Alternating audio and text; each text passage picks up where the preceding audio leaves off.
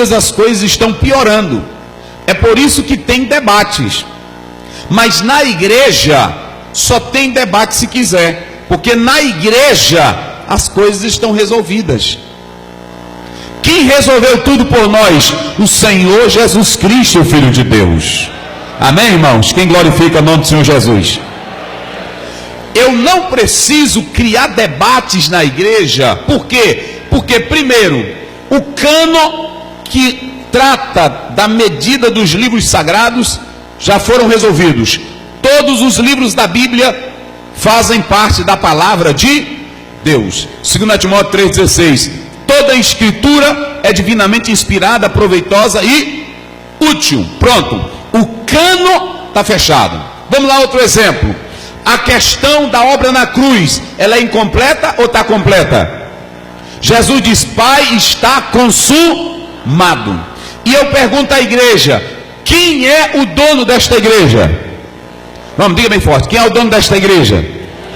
Se ele é o dono desta igreja, Colossenses 2,3, a Bíblia diz: em quem estão escondidos todos os tesouros da sabedoria e da ciência. A sabedoria e a ciência, ela finda-se aonde? Em Jesus. Então a igreja, ela não tem por que ter debates. Você nunca vai encontrar dizendo assim: vamos fazer um debate amanhã para saber por que o Espírito Santo não foi visitar a casa da irmã Maricota. É, irmão? Tem isso aí? Quem já viu? Irmão, vamos fazer um debate porque nós queremos saber por que o anjo Gabriel não entregou a bênção. Tem? Não tem. Vamos fazer um debate porque que Jesus falhou no mês de setembro conosco. Tem? O apóstolo São Paulo, ele tinha o que Augusto Conte escreveu. Se você ler 2 Timóteo, capítulo 2, versículo 12, ele vai dizer: porque também padeço estas coisas, mas eu sei em quem eu tenho crido, e estou certo que ele é poderoso para guardar o meu depósito até aquele dia. Amém, irmãos? Quem está bem definido aí com Jesus, levante a mão e diga glória a Deus. Então quem tem conhecimento seguro de Cristo não precisa criar debates. Não precisa. Essa sintonia que Augusto Conte buscava, da lógica com a realidade, com o conhecimento, é isso que Paulo está falando. Então, queridos, pode passar, Wagner, só para mostrar aqui para os irmãos. Paulo teve muitos opositores. Teve lugar que ele também teve que lutar contra o antinomianismo, gnosticismo, legalismo. Mas nada disso lhe servia de debate entre os cristãos, pois já tinham um verdadeiro conhecimento de Cristo, posto que não pairava em seu coração qualquer resquício de dúvida sobre Jesus. Eu coloquei aí que o velho João, ele andava nessa mesma linha. Se você pegar o capítulo 1 da primeira epístola de João, João vai rebater o que é chamado de gnosticismo. E ele diz assim: aquilo que os nossos olhos viram, e as nossas mãos, e os nossos ouvidos, o verbo da vida. Então João não tem dúvidas. Os outros criavam debate: Jesus era Deus, Jesus era anjo, Jesus veio em carne, Jesus era uma aparência, como dizia várias religiões ou estudos.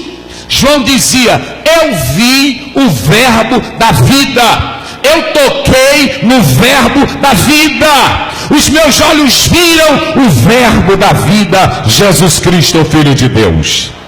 Então, para uns Jesus era debate, para João, Jesus era uma experiência real de fé. Amém, irmãos?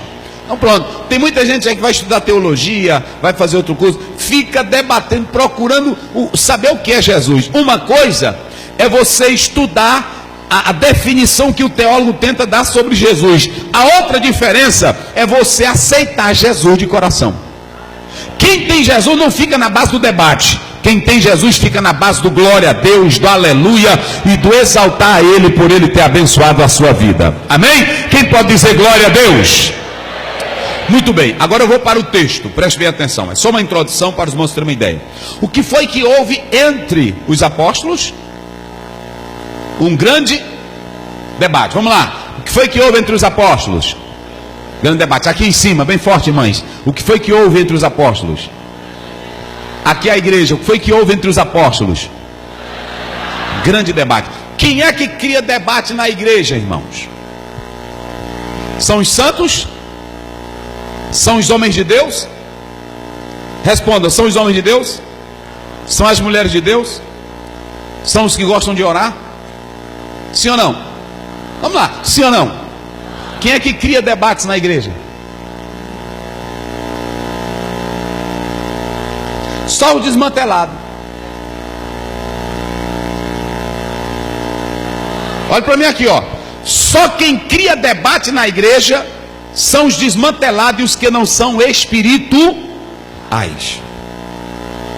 Eu duvido se um auxiliar crente sincero que ama a obra de Deus, se ele vai com a agenda dele para uma reunião, hoje eu acabo com ele. Hoje eu envergonho ele. Vai, meus irmãos? Mas o cheio do cão vai. Vai ou não vai? Porque aqui, quem vai criar o debate é uma seita chamada judeus, fariseus, que haviam aceitado a Jesus, mas que não aceitavam os gentios viverem sem a lei. E você nunca vai ver um crente sincero espiritual criando problema, porque, olhe bem, tem um debate que busca uma solução, tem um debate que quer uma conclusão, mas tem um debate que anima os nossos ânimos, ou seja, que coloca um zangado contra o outro. E eu vou dizer aqui hoje, para a igreja, para os pastores, tem irmão que diz assim: isso aqui é assim mesmo, nós somos homens. Está tudo errado isso aí. Nós não somos homens, nós somos santos transformados pelo poder de Cristo Jesus. Paulo diz assim: não vivo mais eu, mas Cristo vive em mim. Gálatas 2:20. O homem lá fora debate. Eu vi agora no Jornal Nacional: Sua Excelência é um vagabundo, Sua Excelência é um bandido. Bandido é você, cachorro. E hoje nas nossas reuniões, não aqui no Tirirical, estou falando, hoje em muitas reuniões que se dizem de crentes, os debates estão nesse nível também.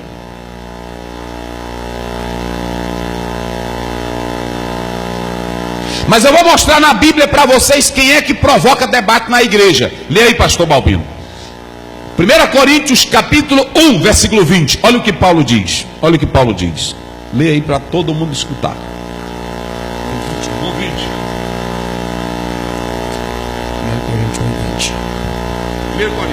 1 Coríntios 1:20.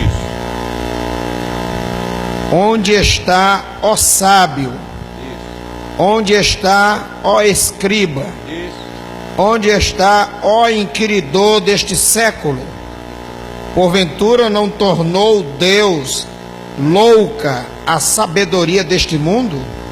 Era o inquiridor, era o sábio, era o intelectual deste século, que estava tentando desfazer a questão da mensagem da cruz, e desfazendo do que Paulo havia pregado e ensinado. Mas a sabedoria deles, a inteligência deles, não estava resolvendo nenhum problema existente na igreja de Corinto. Por isso que Paulo pergunta: e agora, cadê o sábio? Cadê o inquiridor? Cadê o inteligente no meio de vocês? Aqui vocês estão vendo que tinha essa seita dos fariseus que criaram um grande debate.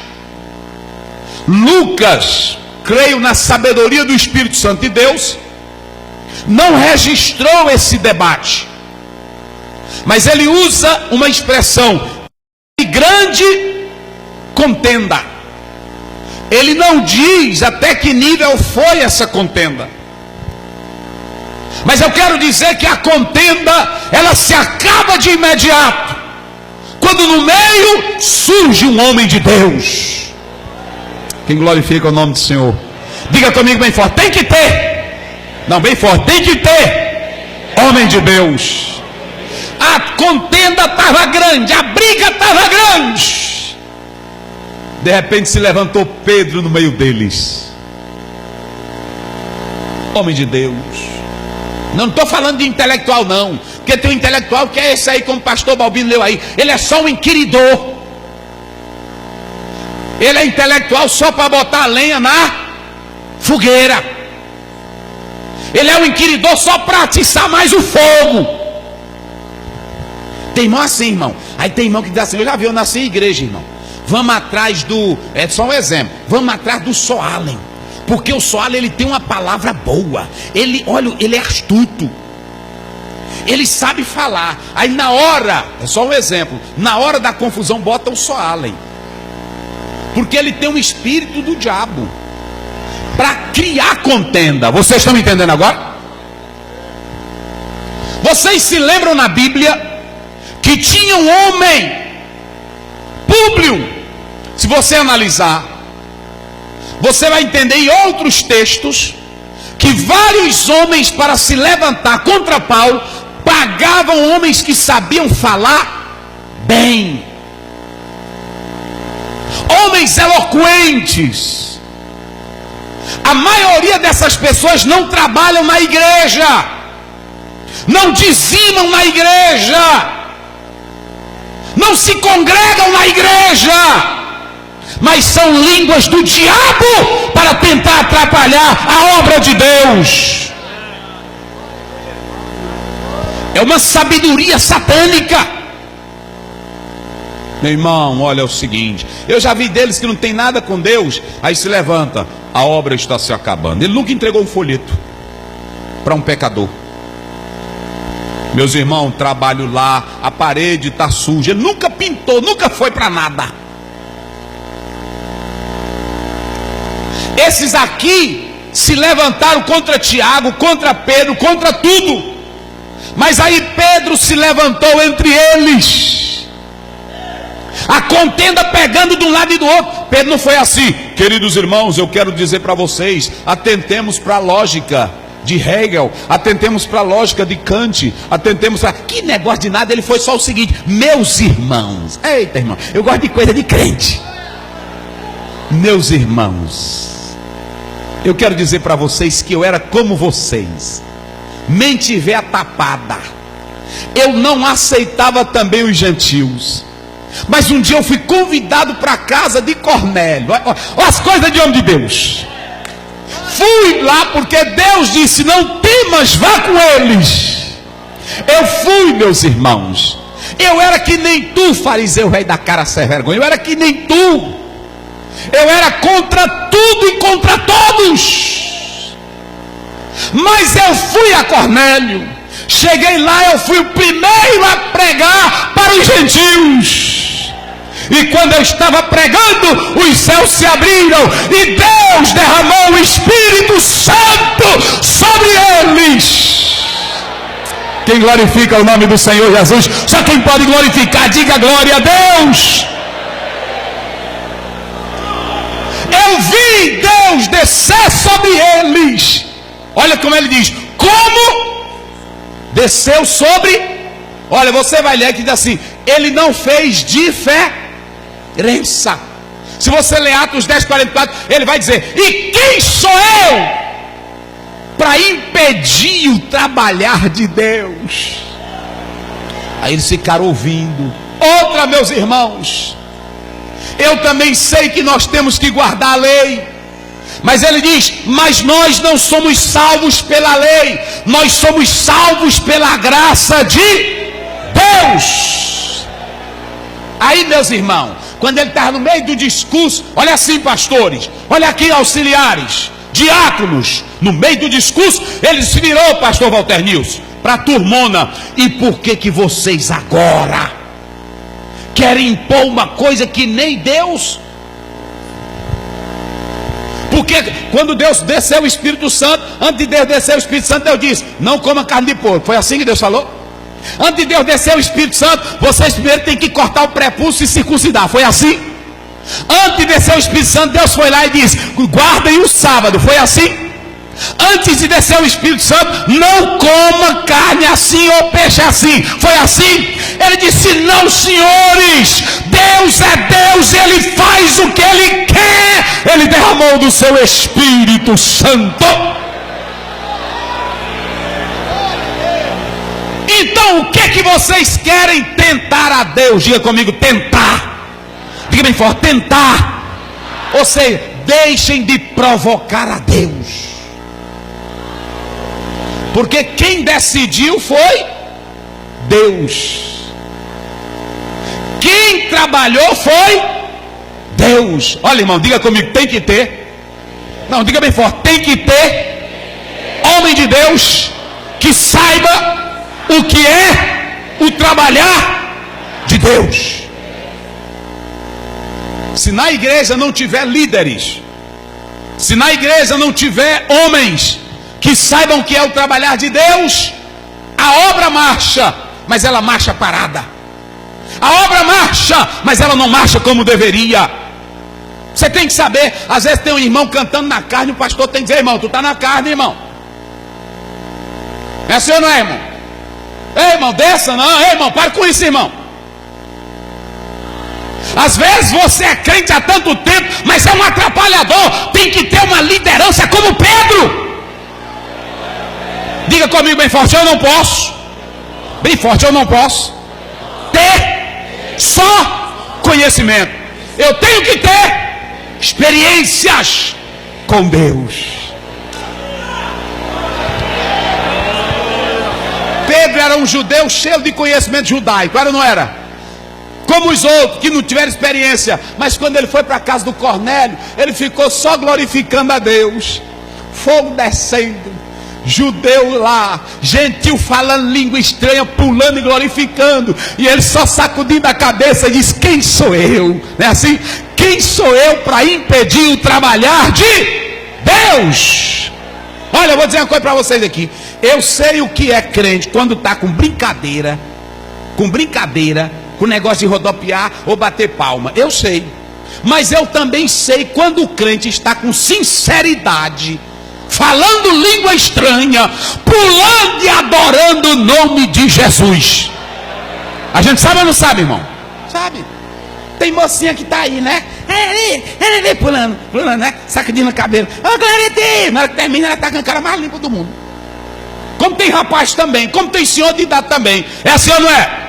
Tem uns que estão falando línguas, mas é mais seco do que uma lata. Você não vê sair nem um pingo de água do olho dele. Irmão, quando o Espírito Santo vem do céu para nós, é diferente. É assim? É diferente. Um dia eu estava pregando numa festa, eu pregando aqui normal e um pastor sentado ali. Aí eu comecei a pregar, de repente Deus desceu fogo. Esse pastor pulou para cima de mim e me deu um empurrão. Aí eu só gritei: meu Deus! Porque eu vi que ele estava tomado do Espírito Santo de Deus. Não era da carne, era de Deus. A gente sabe ou não sabe, irmão, quando é de Deus? Sim ou não? Sabe. Agora só sabe quem tem experiência com Deus. Eu estou falando de pastor que tem experiência com gramática. Gramática não diz nada disso. Eu não estou falando de pastor que tem experiência com história. História não diz nada disso. Nem com direito. Eu estou falando de homem que sabe o que é experiência com Deus. Aleluia. Está faltando isso entre nós. Homem que quando você vai falar uma coisa, a Bíblia diz que quando Eliseu saía, aí ele chegou e disse: tu sabe que hoje vão tomar o teu senhor de ti? Ele disse: calai-vos, eu já sei. Desceu para o Jordão, vão tomar Elias de ti? Calai-vos, eu já sei. Vai para Jericó, vão tirar ele de ti? Calai-vos. Experiência com Deus, meus irmãos. Eita, glória a Deus. Hoje, irmão, nós gastamos o tempo todinho, 10 horas de reunião, debate, não chega a lugar nenhum. Não é assim? Tem reunião que a gente vai aí eu já vi pastor: rapaz, eu podia não ter vindo para cá. Só besteira, rapaz. E antigamente a reunião, sabe como era que começava? Era joelho no chão, orava até 1 hora da tarde. Aí depois era que se levantava para tratar um negocinho. Aí depois joelho de novo no chão. Aí Deus resolvia. Hoje não, o irmão na hora que tem um problema ele vai para a internet. Tu tá sabendo? Aí o outro fuxiqueiro também que gosta, porque boi roceiro conhece o outro, né? Ele bota também, eu já tô. Comunica pro fulano. Aí, não, já olhei aqui que o outro é o mais doido do que ele. É assim ou não é? Tá assim hoje. Ninguém ora mais, irmão. Ninguém ora mais. Quando Pedro terminou, ele disse: o que é que vocês querem impor a esses homens? Porque nem vocês, olha a sinceridade, nem vocês cumpriram o que a lei manda. Se você ler Romanos capítulo 2, a Bíblia diz, olha Paulo pregando: tu que diz para não roubar, o que ele estava fazendo? Estava fazendo o que, irmão? Tu que diz para não mentir. Tudo que a lei dizia, eles não conseguiram cumprir. Então olha para mim aqui, Pedro foi sincero. Tem muito irmão que ele quer também mostrar uma sinceridade, mas é só de fachada. Eu amo essa obra. Eu estou dizendo isso é porque eu amo essa obra. Sim, tu já evangelizou quantas vezes hoje? Como é teu dízimo, como é a tua oferta, como é o teu trabalho, como é a tua... Tu vai... É só com esse negócio. É porque eu amo essa obra. Ama nada, irmão.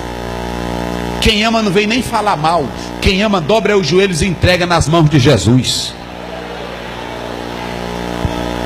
Eu mesmo nem ligo, porque a minha vida é orar, é ler Bíblia, é me dedicar na obra de Deus. Pronto, irmão, tem irmão que é sincero. Ele chega para mim: pastor, olha, o crente sincero é assim: pastor, vamos orar pelo fulano de tal, viu, pastor? Aí o pastor: mas sim, irmão, o que é que ele tem, pastor Bobino? Não, pastor, vamos só orar por ele. Não é assim? Ele não quer nem fuxicar. Não, pastor, mas... Não, pastor, bote ele lá no seu caderno. Aí, irmão, eu gosto de crente assim. Agora tem um linguinha. O linguinha, ele chega: pastor, olha, pastor fulano. Olha, pastor fulano. Aí Pedro diz: vocês nunca conseguiram cumprir a lei e hoje vocês querem impor ela para outro povo. Era falsidade ou não era?